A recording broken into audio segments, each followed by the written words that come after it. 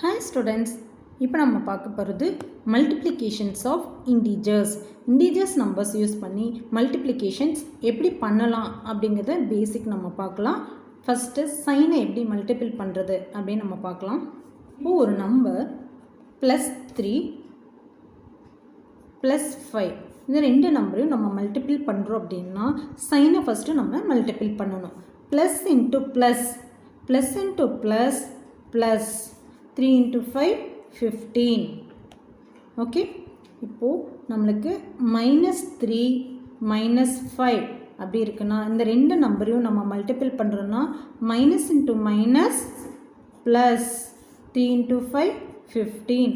இப்போ நம்மளுக்கு plus into plus plus minus into மைனஸ்னாலும் ப்ளஸ்.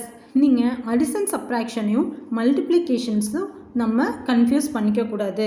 நம்ம அடிஷன் சப்ராக்ஷனில் சைனை மல்டிபிள் பண்ண மாட்டோம். சேம் சைனாக இருக்கா இல்லை சைன் சேஞ்சாக இருக்குதா அப்படின்னு மட்டும்தான் நம்ம பார்த்து போடுவோம். இங்கே நம்ம மல்டிப்ளிகேஷனில் சைனையும் மல்டிபிள் பண்ணணும். அடிஷன் அண்ட் சப்ராக்ஷன்ஸ் வேறு, மல்டிப்ளிகேஷன்ஸ் அண்ட் டிவிஷன்ஸ் வேறு.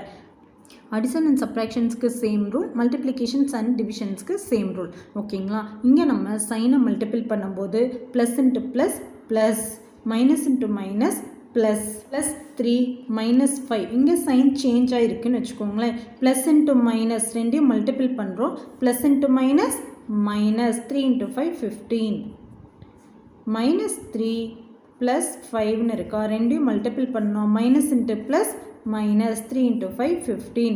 ஸோ இங்கே நம்ம நம்பர்ஸை மல்டிபிள் பண்ணுறதுக்கு முன்னாடி சைனை மல்டிபிள் பண்ணணும். Sign plus into plus plus minus into minus plus, plus into minus minus, minus into plus minus.